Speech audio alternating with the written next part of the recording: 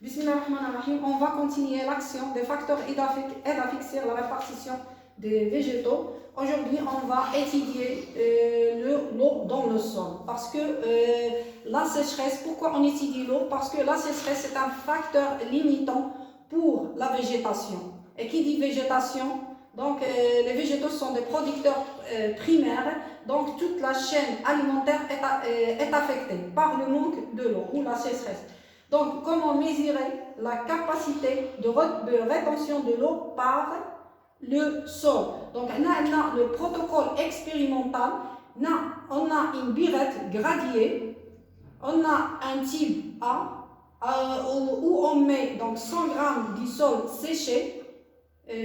Ici, on a un coton pour éviter que les particules du sol passent dans le bécher, et on a un type en caoutchouc et un robinet R1 et R2. Donc, on remplit la birette gradiée par un volume d'eau. Donc, et après, on ouvre le robinet R1 pour laisser passer l'eau à travers ce type en caoutchouc vers le type A. Et après, on retire le type en caoutchouc pour laisser l'eau passer dans le bécher. Après, on mesure donc la capacité de rétention de l'eau. Donc, le volume retenu égale V. Donc, le volume premièrement, déjà on l'a mesuré auparavant. Donc, moi, le volume de gravité, ou le volume de bécher, le volume de gravité, sous l'action de gravité. Donc, V, le volume retenu égale V moins V de gravité. Donc, pourquoi on étudie la capacité de rétention de l'eau? Parce que cette capacité est différente d'un sol sableux à un sol argileux. Parce que le sol sableux, selon la texture du sol, parce que le grain sableux a un diamètre plus élevé, plus grand que les grains d'un sol argileux. Donc, le volume retenu, il est très différent. Donc, un sol argileux retient l'eau plus qu'un sol sableux. Donc, dans les formes que peuvent avoir l'eau dans le sol. Donc, les eaux de précipitation occupent temporairement les interstices. Les interstices sont entre les grains dans un sol. Donc, ainsi, une partie s'écoule sous l'effet de la gravité, eau de gravité. L'eau de gravité, qui s'infiltre dans le sol sous l'action de la gravité. Qui occupe les grandes pores dépassant un diamètre de 8 micromètres. L'eau restante entre les grains fins du sol, eau de capillaire. Eau capillaire ou le qui occupe les fines interstices de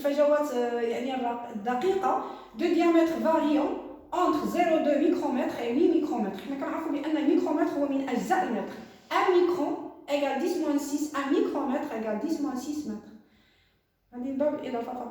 Donc, et dont la grande quantité est absorbée par les racines.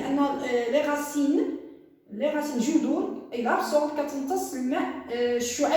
il absorbe l'eau capillaire parce que l'eau hygroscopique ne peut pas l'utiliser, et l'eau de gravité lui-même ne peut pas l'utiliser parce qu'il s'infiltre très rapidement les parties souterraines.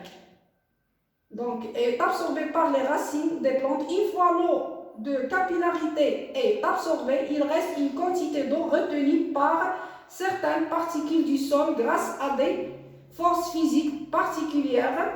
Cette eau constitue autour des particules du sol une fine couche et inutilisable par les plantes ou l'eau hygroscopique. L'eau hygroscopique ou le les formes que peuvent avoir l'eau dans un sol. Donc, il y a l'eau de gravité qui occupe les grandes interstices. Le diamètre dialogue dépassant 8 micromètres. L'eau de gravité, Il n'est pas utilisable. Elle disparaît premièrement. Le deuxième mot, la plante absorbe l'eau capillaire. L'eau capillaire, il occupe. Les diamètres varient entre 0,2 et 8 micromètres. L'eau hygroscopique. L'eau hygroscopique, les particules du sol le maintient fortement. Donc il est très retenu par le sol. Donc la plante ne peut pas l'utiliser à cause de cette force de retention. Donc on a le seuil. Donc on a fait la fanaison, les premiers signes de fanaison. Que veut dire fanaison? Il y a deux boules. Les premiers signes. On a أول إشارات على الدبول نتاع النبتة. Donc la plante se fane puis meurt. Une fois l'eau capillaire est épuisée, donc la plante fane. Donc une représentation schématique des différentes formes de l'eau dans le sol et le comportement de la plante envers chacune de ces formes.